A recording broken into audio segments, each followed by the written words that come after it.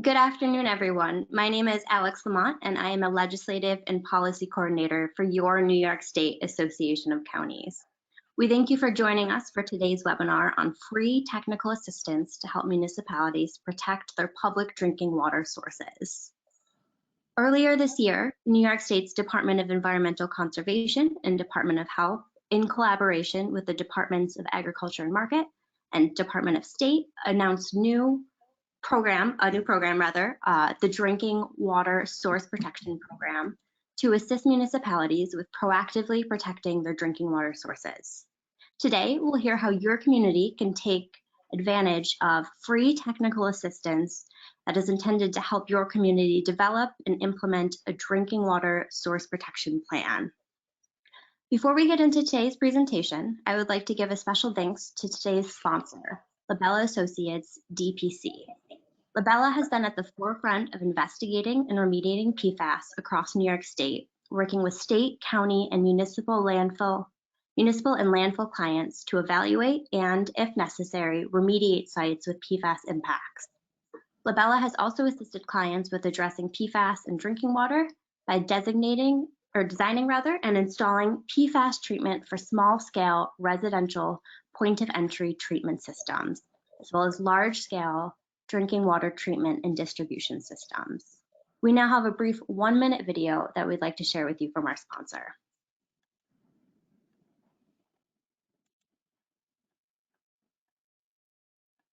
Labella Associates has worked with a number of our municipal clients to help them identify and remove perfluoroalkyl contaminated compounds from their drinking water source. Perfluoroalkyl compounds are commonly referred to as PFAs or PFAS. They're a very long molecular chain carbon and fluoride compound that stays in the environment for a very long time. Labella has partnered with a number of municipalities to provide rapid response and design and construct treatment systems to help them identify and remove PFAS contamination from their drinking water. Labella has the experience, resources, and knowledge to help any municipality dealing with PFAS contamination issues. Feel free to give us a call and we'll help you navigate through these complex decisions.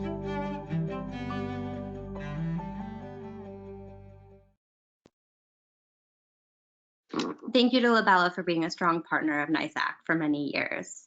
Now I'd like to turn it over to Jeanette Stanziano, our Director of Education and Training, for a few housekeeping announcements. Thanks, Alex. We will be recording this webinar today, and I wanted to let you know that you can find a copy of the recording as well as a PDF of the slide deck from the presentation today on NYSAC's website at nysac.org/webinars. You can find this starting tomorrow morning. We also encourage you to submit questions during the webinar, and the way you do that is by going to your dashboard, clicking on the Questions tab, and typing in your question at any time during the presentation. We will get to all questions during the Q&A portion of the program just after the presentations are concluded. Back to you, Alex.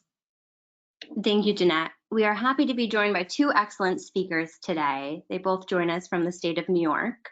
Michael Sotoni joins us from the Bureau of Water Supply Protection within the New York State Department of Health. Michael joined the Department of Health in April 2019. He is responsible for coordinating with regional environmental health staff, technical assistance providers, and local health departments to implement various source water and drinking water assessment, protection, sampling, and treatment programs. Thank you for joining us today, Mike. We're also happy to be joined by Kristen Martinez, who joins us from the Division of Water within the Department of Environmental Conservation. Kristen joined the Department of Environmental Conservation in June 2018. Her responsibilities include assisting with the development of the state's drinking water source protection program and managing land acquisition grants for source water protection under DEC's Water Quality Improvement Project program. Thank you both so much for joining us. The floor is yours. All right. Thank you, Jeanette and Alex, for the introduction. And Alex, I believe there should be a slide prior to that. As Alex mentioned, my name is Michael Satoni. I work for the Bureau of Water Supply Protection at the New York State Department of Health. I am co-presenting with my colleague, Kristen Martinez, over at DEC, and we have a partnership between the Department of Health and Department of Environmental Conservation to develop and implement the Drinking Water Source Protection Program, or you might otherwise hear the acronym DWSP2. So first and foremost, what is the Drinking Water Source Protection Program? This is a program, a statewide program to assist municipalities with proactively protecting their drinking water sources. So the overall goal of the program is to provide technical assistance to communities across the state to develop and implement local unique source water protection plans. Another term for a source water protection plan is a drinking water source protection plan, or a DWSP2 plan. We might be referring to that throughout the presentation. So what is a drinking water source protection plan? It's a detailed description of a municipality's drinking water source, potential threats that could contaminate that drinking water source, a list of best management practices that could be used to mitigate potential threats, and also a list of potential on-the-ground implementation actions that can be taken to protect the drinking water source. So a little bit of background on this program. In 1996, Congress amended the Safe Drinking Water Act to include the Source Water Assessment Program. So the acronym for this was SWAP. So you might have heard the SWAP program or SWAP reports throughout your experience. So this was a mandate that required states to evaluate every source of public drinking water across the state for its susceptibility to contamination. So there is some overlap between the original SWAP and DWSP2. So one of the outcomes of the original SWAP, or Source Water Assessment Program, were reports that had details showing the location of each public drinking water source across the state. It included an inventory of potential contaminant sources within a delineated source water protection area. And also the reports included a susceptibility analysis. So how susceptible was each source to contamination across the state? I want to highlight that I didn't mention any on-the-ground protection or implementation strategies that were undertaken through that program. And also there was no local involvement. Essentially, the state came up with these source water assessment reports that were provided to local health departments and water systems. So they didn't take that next step.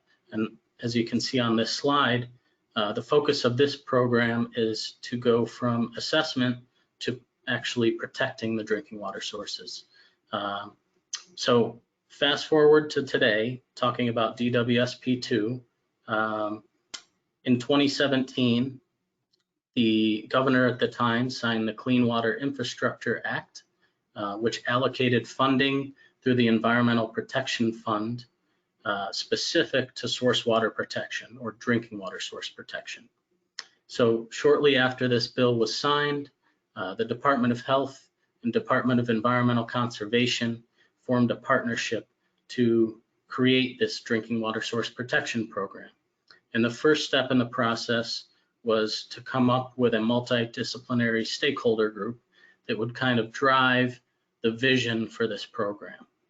So there were several different relevant entities that were included in this multidisciplinary stakeholder group. So there were members of the American Water Works Association, the New York State Business Council, the New York State Association of Counties, the New York State Association of Towns, New York State Association of Regional Councils, Riverkeeper, New York Rural Water Association, and others. So this multidisciplinary stakeholder group recognized that the original source water assessment program didn't take that additional step to protection, and we needed to do that moving forward. They also recognized that we need to take local input into account. So we need to empower communities to come up with these plans unique to their drinking water sources and move on to that implementation step. Next slide, please. Thank you. In addition to the multidisciplinary stakeholder group, Alex originally mentioned that there was a 4-agency partnership that was also formed between DEC, Department of Health, Agriculture and Markets, and Department of State. So these 4 agencies, along with a working group, developed what we call the DWSP2 Framework. So we recognized that we needed to provide guidance to technical assistance providers who are working with municipalities to have a step-by-step process through which they create and implement a drinking water source protection plan. And Kristen will go over that in more detail later on in the presentation. She will go through each step of the process that's involved in creating a unique source water protection program. Next slide, please. So now that I've given a little bit of background on the program and where we are today and where we're planning to head into the future, many municipalities might be wondering, why should I participate in this program? What are the benefits to my municipality and my community and my constituents? So first and foremost, protecting drinking water at its source will ultimately protect the health of the public. So protecting public health is the first and foremost benefit of this program. And there are co-benefits associated with that, including avoiding preventable drinking water treatment costs. So if you protect the source water, then you will avoid potential expensive treatment down the road. The next potential benefit is increasing the community's confidence in its drinking water supply. If constituents understand that their municipal leaders are taking an effort to protect their drinking water sources, that would ultimately increase their confidence in their drinking water and their municipal leaders. The next benefit of this program is the ability to create long-lasting partnerships. And Kristen will go over this, but the very first step in creating an effective source water protection program is forming a multidisciplinary stakeholder group at the local level. So the municipalities will form those local relationships that could be long lasting, and they'll also be working with a technical assistance provider and the state, so they'll have those partnerships as well. The next benefit on the list is the utilization of a broad array of existing funding sources. So one of the steps in the DWSP2 framework is to identify protection and management methods that can be used. In order to implement some of those protection and management methods, you might need to understand what potential funding sources are out there at the state level in order to implement those protection strategies. And lastly, and this is very important as well, in the long run, protecting drinking water at its source could save the municipality and the water operator time in the long run. So we've come across this time and time again. Municipalities across the state sometimes run into all hands on deck emergency situations where the drinking water has become contaminated for whatever reason. At that point, it's an emergency situation and emergency response needs to occur. But had that municipality had a plan in place to prevent that contamination from occurring at the source, those situations potentially could be avoided. So that's why we encourage municipalities to consider this program. Next slide, please.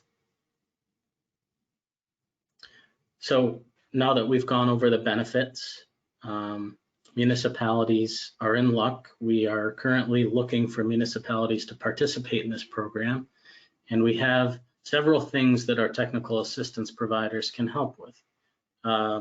First and foremost, we can help with that technical assistance, and it is free of charge, no cost to the municipality. So that's a very important thing that I want to emphasize. It's no cost to the municipality. Next, the technical assistance provider is going to do a lot of the work for the municipality. The technical assistance providers have expertise in the field of source water protection, and the municipality, for that reason, will have little work. They might dedicate 2 to 4 hours per month, and that's an estimated time frame. They could be more involved or less involved if they choose to be. But they can also work on a flexible schedule. I think one thing COVID has taught us is that we're able to work electronically, and we can work efficiently electronically. So a lot of communication can be done electronically and through email. So that's one thing we can help with. The next thing is our technical assistance providers can help update protection maps. So I mentioned that original source water assessment program that produced those source water assessment program maps. Our technical assistance providers are able to help with delineation of drinking water sources and coming up with that inventory of potential contaminant sources and land uses within that source water protection area. Our technical assistance providers can walk through a thorough list of potential implementation actions that the municipalities can use to protect their drinking water sources. Also, this program, I want to emphasize that it's designed to complement and support other programs. So municipalities might have other efforts, such as a natural resource inventory, and they might have formed a stakeholder group already for that type of project. This program is designed to work in tandem with those types of programs and those types of projects.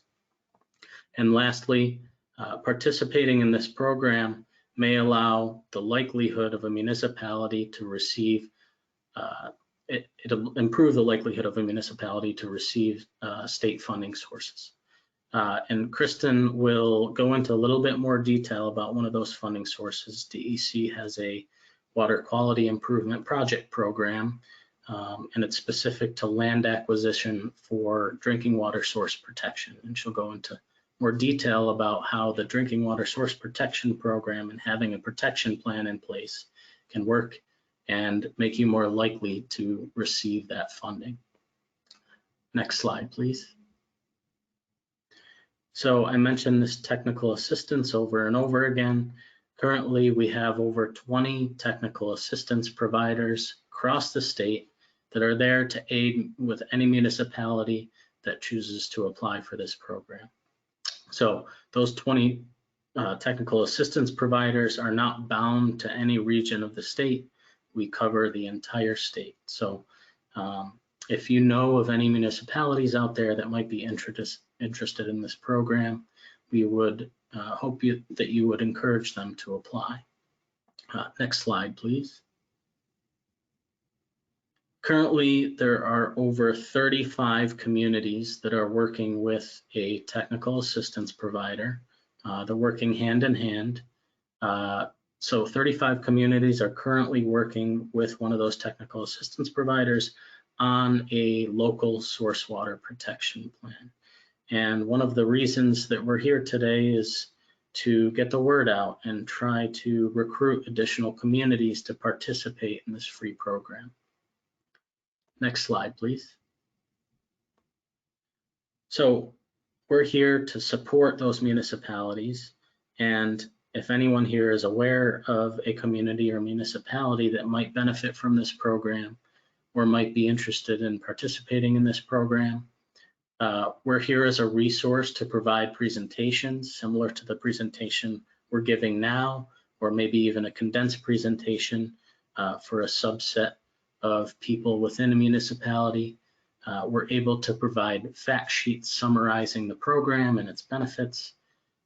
We're able to give a more detailed overview of the roles and responsibilities and expectations of the municipalities, as well as the expectations of the technical assistance providers that will be working with those municipalities to create these localized protection plans.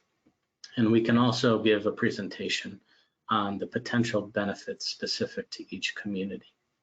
So as I said before, if you or some municipality that you know are interested in this program, we'd be happy to hear from you and answer any questions that you have. You can see our contact email there. That's a joint mailbox between DEC and DOH. So feel free to use that email. Reach out to us at source.water@dec.ny.gov. Next slide, please. And I would encourage municipalities out there to apply now. We are currently accepting applications on a rolling basis, and we really hope to receive more applicants in the near future. Our application is located on DEC's DWSP2 webpage. The application, we've been working to streamline the process and shorten the application. It is a short application. It shouldn't take more than 20 or 30 minutes if you have the appropriate parties in the room. And we would encourage municipalities to provide as much information as they can in that application so that the state and the technical assistance providers can understand where their starting point is and what their goals are and what they hope to accomplish through participating in this program. So as I mentioned before, if you or any municipalities have any questions about the program, please feel free to reach out to us at that joint mailbox, source.water@dec.ny.gov. Now I'm going to pass it along to my colleague, Kristen, and she's going to go into a little bit more detail about what the DWSP2 framework entails and the components that are necessary for a complete, unique source water protection plan. Thanks, Mike. Next slide, please. Okay, so now that Mike has gone over all of the aid that you could receive under this program, we thought we would take a look at the product that the community could expect working with a technical assistance provider as a result. But before we get to that, let's go into the framework. So the framework is what guides the technical assistance provider and municipality through the process of creating a unique protection program that's going to work for their community. It's an easy to follow summary, so it's going to touch on the key components of a protection plan. And it's broken up into the 4 phases and 8 key components that you see here. The first portion of the framework is about 10 pages or so. And then the attached resource kit, that's about 130 plus pages, and that's going to contain more detailed information for the technical assistance provider to accomplish each component as they work with that community. So let's go ahead and take a deeper dive into that framework. Next slide, please. As Mike mentioned earlier in the presentation, this is a community-driven program, and we want to ensure that there is community involvement and buy-in. So the stakeholder group here is going to be who guides the development and implementation of the program. Now, this doesn't have to be a new group. The community can utilize an existing stakeholder groups to work on this program. So say if your community has worked on a natural resource inventory, there may be members on that stakeholder group that could have expertise here to aid with that DWSP2 plan. If a new stakeholder group does need to be created, a benefit of this group can be used to work on other related projects. So the opposite, you do a DWSP2 plan and then you want to do a natural resource inventory. And the nice thing here is if you work with a technical assistance provider here, if you choose to apply, they can aid you with selecting those key stakeholders so that you can have a diverse group that's representative of your community. So the purpose of the stakeholder group is to bring diverse stakeholders together so everyone involved can understand the benefits and impacts of the proposed program. They can jointly identify a variety of opportunities and alternatives. They'll bring various resources, so expertise, staffing, or even funding to this effort, and they can identify common ground that relates to the improvement of watershed and aquifer health. Next slide, please. So now that we have the stakeholder group in place, they're going to establish goals and formulate a vision, and this is going to help align priorities and resources as they develop and implement the plan. Our framework does include examples of goals to get the stakeholder group started. For example, they have protecting public health, improving public confidence in the drinking water supply, protecting against taste and odor, or reducing treatment costs. I will have to say, though, the communities that are going through this process right now have had no issue selecting goals specific to their effort. The long-term success of source water protection often depends on the acceptance, buy-in, and participation of key stakeholders. So the vision here is going to help garner support for subsequent phases of this plan. Next slide, please. Okay, so now we're going to move into phase 2 of the program, and this is where we get into the technical aspect. So first here we have the water system overview, and this is going to include basic information about the system, water quality, and water quantity. So including a complete review of existing water quality monitoring data, such as ambient, raw, and finished water, can aid the community and the technical assistance provider with identifying potential contaminants of concern and helping to prioritize protection efforts that come later on in this effort. Next slide, please. So next in this phase, we have the mapping section. Preparing a drinking water source protection map may involve revisiting the map developed in the community's original SWAP report, so think back to the early 2000s, the effort that Mike mentioned before, or creating a new map with updated information. Technical assistance providers will go through the steps above, so mapping the source, delineating protection areas, populating the map with potential contaminant sources, and adding local land use and data, and assist the community with updating old maps or completing new maps using geographic information system or some other visual tool.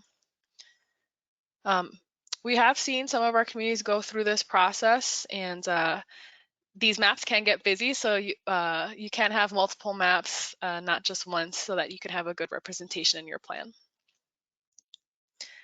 To aid the technical assistance provider and the community as they go through this component, we do include a number of resources in the resource kit of the framework. So for example, we have aquifer mapping data, conservation easement data, DEC water withdrawal data, and these are all publicly available layers that can be added onto the community's maps. Next slide, please. So now that your community has their source water and protection areas mapped, it's time to create a potential contaminant source inventory. And we do recommend that this component 2.3 be completed simultaneously as component 2.2, since there's quite a bit of overlap. So here, all possible contaminant sources will be identified in the protection area. So that's going to include both point and non-point sources. And to help with the mapping and inventory, again, the framework includes a list of publicly available information and potential contaminant sources that you and your technical assistance provider may find in those previously delineated protection areas. So this slide here shows the categories included in that framework. Now, the potential contaminant source list is not all-encompassing, so we definitely encourage communities to use their local knowledge when working with their technical assistance provider to have their own unique individual source water protection plan. And there are a number of benefits to identifying these potential contaminant sources, such as the community now having an inventory of all sources to aid with the selection of those implementation strategies. Your community may become aware of sources that they would not have deemed a possible contaminant source in the past, or maybe they find out something very old.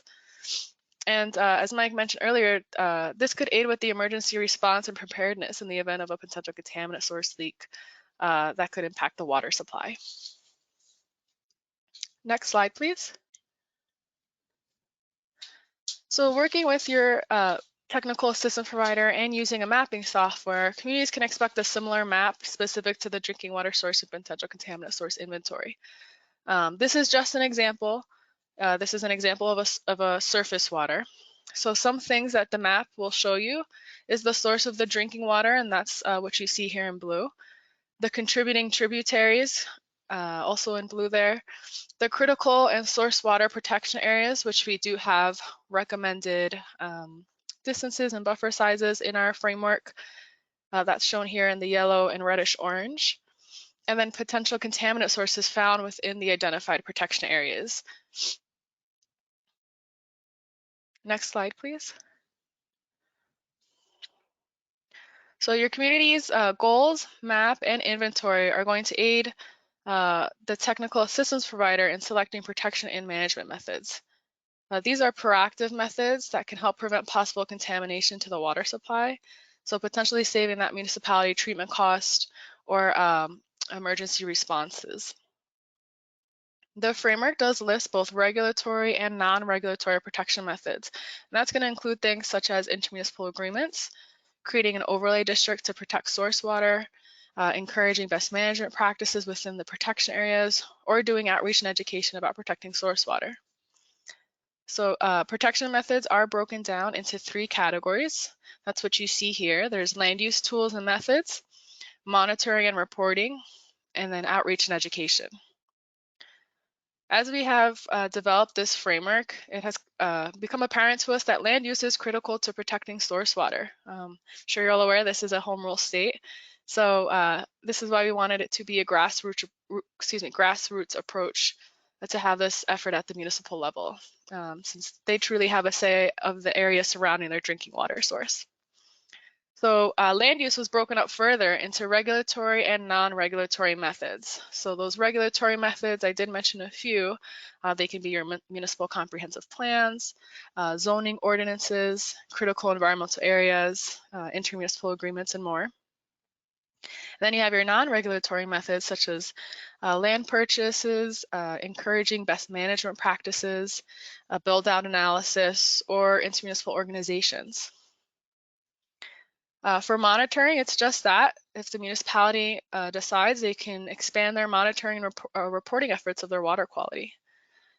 And then we also have outreach and education. So that can include things such as press releases to your community. Maybe you decide to do newsletters, posting signage, holding training, or presentations such as the one we are doing today. Next slide, please. So in addition to the protection methods list, we also have the potential contaminant sources listed in 2.3. They have their own set of management methods broken up into the same categories. So the management methods for these potential contaminant sources, they were created with other DEC divisions and agencies for users to follow, and they're either going to be a step-by-step process or a list of best management practices. So if you find, say, a bulk storage or a waste management system in your source water area, so think back to that map that we showed earlier, the framework is already going to lay out best management practice or that step-by-step process that a community can utilize. And again, these are going to be proactive actions that could potentially save your municipality money in treatment costs or in emergency responses. Next slide, please. So each identified protection and management method should have a detailed implementation timeline. This is really going to keep the DWSP2 plan on track and turn into a protection program.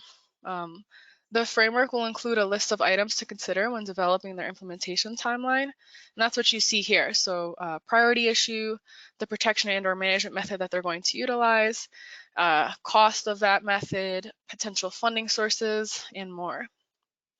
So the technical assistance provider will work with the community to think of the steps necessary to implement the previously identified protection and management methods. And I know you might be thinking, the outline is great, we're moving on to implementation versus assessment, but some of these methods can be costly. So the framework does list over 20 federal and state funding sources that municipalities can apply for to aid with the implementation of those methods. So as the implementation timeline is being developed, the technical assistance provider and community should scan through that list and also use their knowledge of local funding to list sources that could aid with the cost of those methods. And another bonus here is a completed DWSP2 plan could aid you with receiving such funding. And that's actually what I'm going to go into in the next slide. Thank you. One example of that funding source is DEC's Water Quality Improvement Project Program, also known as WQIP. This provides funding for multiple project types, one of those being land acquisition that protects sources of public drinking water. So communities with a completed or in the process of developing a drinking water source protection program, as part of that effort, they're going to update or delineate in their source water protection areas. So using that information, communities can apply for funding to acquire lands within the critical source water protection areas. So that was that red-orange color on the previous map. In the most recent round of funding, so that was round 17, it just closed this summer, a community that was looking to acquire a parcel or multiple parcels within the critical area of their DWSP2 plan could actually receive the maximum number of points under that performance measure category. So that's 30 points right there alone. So not only are you protecting your source water by acquiring land near it, you're also implementing one of your DWSP2 protection methods, and all while receiving the highest number of points for having a DWSP2 plan. The past 2 rounds of this funding source have had a maximum award amount of $4 million with a low local match requirement of 25%.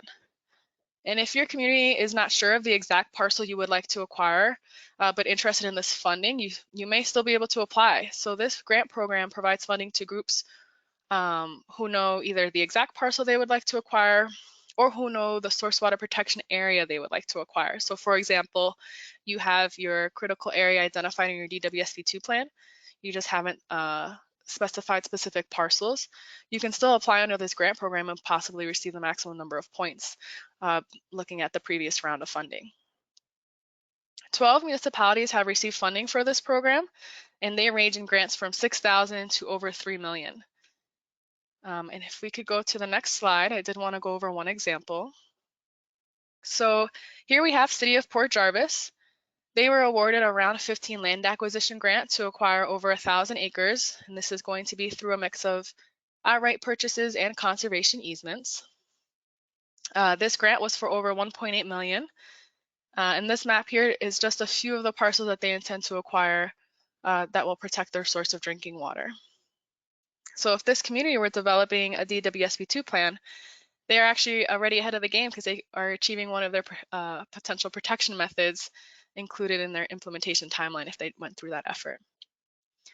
If you would like to learn more about this program, please visit DEC's WQIP webpage, and there's a program overview for the previous rounds that you can get more information. So now that we took a little detour, let's head back to the framework. So you have gone through this whole process, and we would hate to see the plan sit on a shelf. That would not only be a waste of the community's time, but some of the benefits that we just mentioned may no longer be true. So to prevent that from happening, a plan management team should be designated. And this could be members from your stakeholder group who were there from day one, or someone else. And this is so that they can ensure the protection plan is completed and the previously identified protection and management methods are implemented, and also to keep the community and all parties involved up to date on the progression of the DWSP2 plan. And that could be by sharing the plan or subsequent progress reports.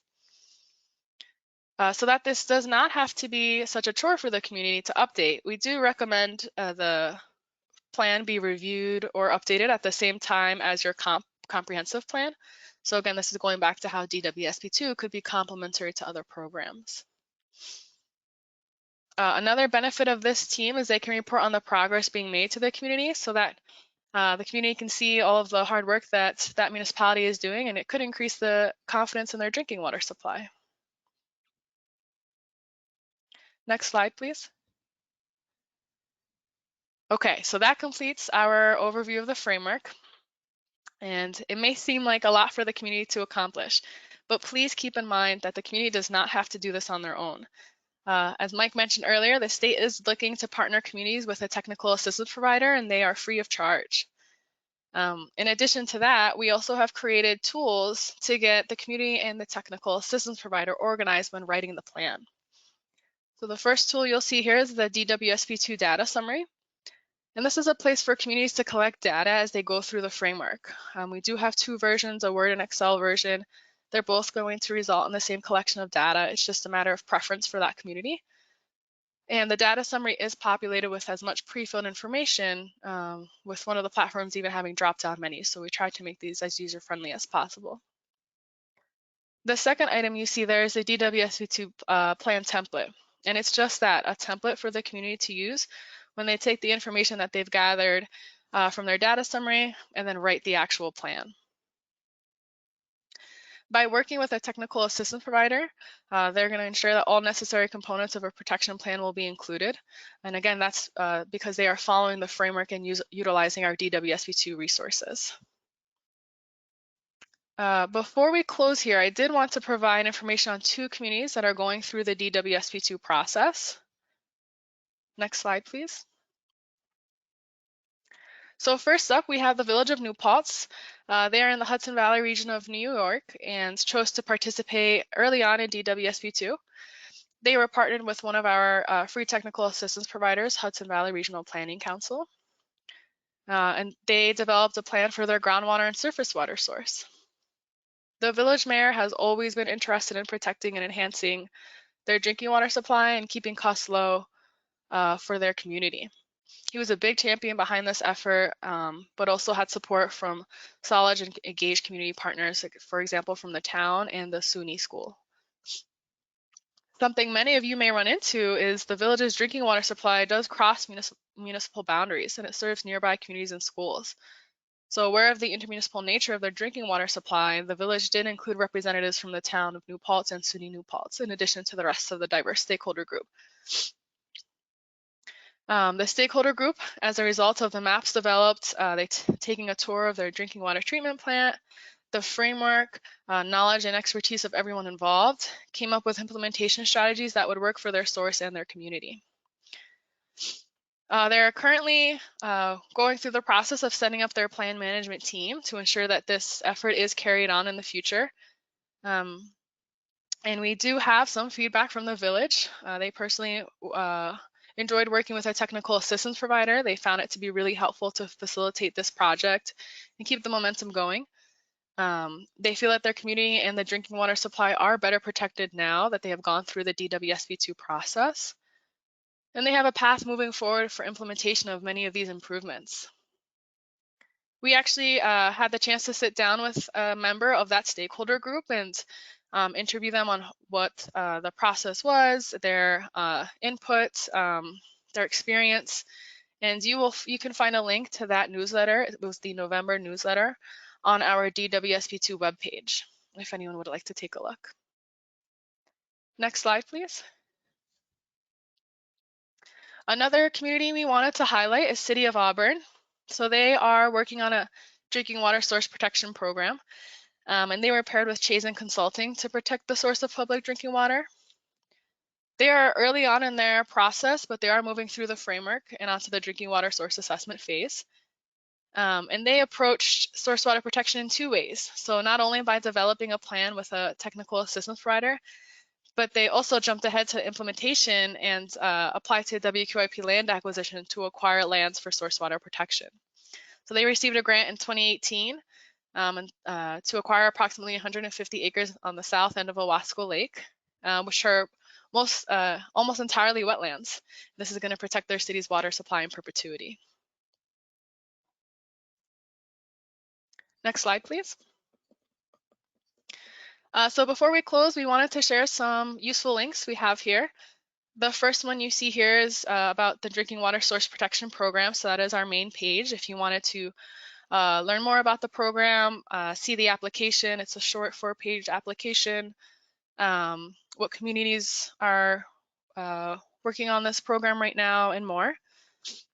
The second link you see here is to learn more about the Water Quality Improvement Project program. So that's going to have the previous round's program overview, which could give you a good sense of what projects are included in that effort, the requirements for that land acquisition grant I mentioned. The third link you see here is the sign up for our DWSP2 newsletter. So this is a monthly newsletter. It's pretty much source water related, of course.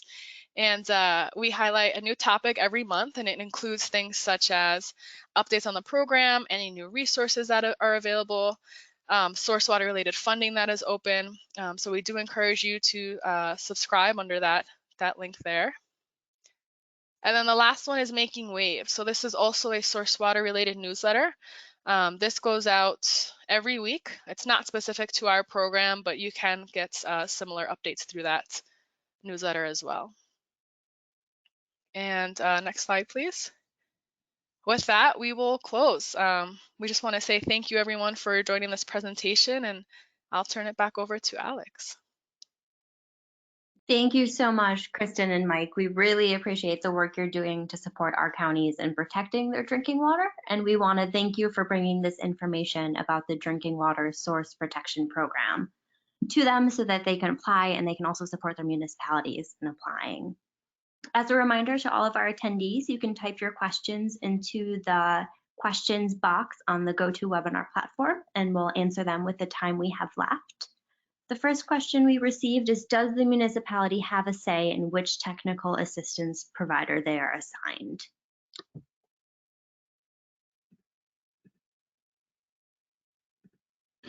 I think, Kristen, I think I can take a shot at this one. So although you can't request a specific technical assistance provider, DEC and DOH, when we review the applications, we understand the strengths that each technical assistance provider has, and we do our best to provide the community with the technical assistance provider that we feel would provide them the most benefit according to their goals that they provide in their application. Feel free to add anything, Kristen. Nope, that's great. Yep, that's absolutely right. What is the time commitment for a community that is interested in applying to this program? Yes, so, and that's actually another resource we have on our webpage that might be handy here. We do outline roles and responsibilities for all parties involved. So for example, the municipality, the technical assistance provider, and the state. We anticipate that this effort, so developing the plan as well as a few months of implementation, that would range between 12 and 18 months. However, we would like to mention, there are obviously other priorities that community might have, so technical assistance providers can be flexible in that schedule. Our next question is, how many communities are you able to work with during the next round of the program, and how can a community make their application more competitive?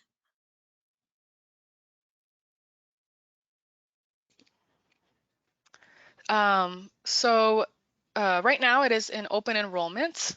We don't have like a set number of communities to work with. For the application, we do recommend that you be as detailed as possible when filling out those sections.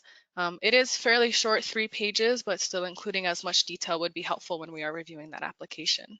And Mike, I don't know if you have anything else to add there. Nope, thank you, Kristen. Great. If a municipality has both surface and groundwater sources, will both be a part of a single plan? Yes, that's the short answer for that. Both Thank will be. Yeah. Our next question, what about joint applications for communities that might share the source with another community? Yeah, Kristen went over an example of one of the communities whose source water is an intermunicipal nature, and we are currently working with multiple communities who either share a drinking water source with another municipality, or whose source is entirely outside of their municipal boundaries. So, yep. Thank you. To what degree is stormwater and turbidity a part of the program?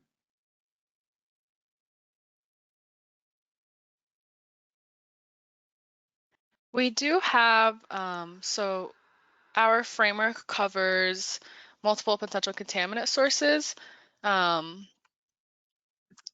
sorry, I'm just trying to remember all of our tables. I don't believe we have a box specific to stormwater. However, we have things like land use and land cover. That's obviously a big item that can contribute to stormwater. So, and that's where we would say that community involvement, you know, if that's something that you're noticing in your community, maybe you want to do a build out analysis, that's where that community local knowledge really comes into play so that the technical assistance provider can work with that community to consider those items. I'm so sorry, it was stormwater and something else. It was turbidity. Oh, turbidity. I think the same would apply there. That might not be a specific call out, but that's something that, you know, again, that community, that local involvement could be accounted for. Mike, I don't know if you have anything else to add. I totally agree, Kristen, and I would just mention that our framework provides a list of potential contaminant sources, as Kristen mentioned, but we also mentioned that it's not all encompassing and there may be potential contaminant sources there not listed in the framework that could be a potential issue for a community. So we encourage communities to make that known throughout the planning process. We'll end with two final questions here. And as a reminder, you can always follow up directly with Mike and Kristen using the email addresses you see on your screen here. If I have an updated SWAT plan, can I still apply? Yes. Yep. Thanks, Mike. Excellent. And our last question, how do I know if my application has been received and accepted? Every application that is submitted, we do send a response to confirm that it has been received. That will come from that joint email that you saw on file. Great. We actually have one final question here. Where can counties go to learn more about federal and state grants that are available to help with the implementation and costs associated with these plans? And are there any deadlines that our members should be aware of?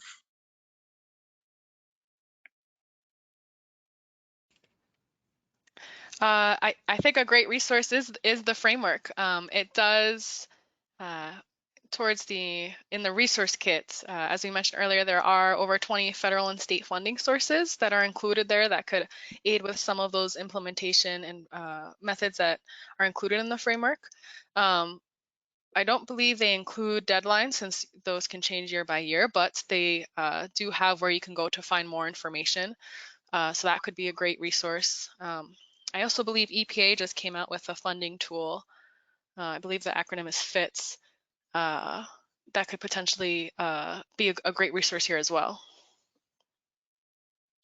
And now you noted for this particular program that there's open enrollment. Is there a deadline for the open enrollment period?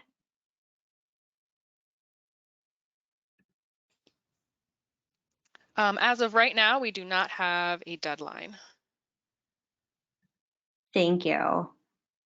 Thank you again so much for bringing this information to our members. Thank you again to our sponsor, Labella, for sponsoring this session. We really appreciate DEC and DOH's support of our members in protecting their drinking water, and we look forward to working with you going forward on creating these source water protection plans for our counties. Thank you all and take care.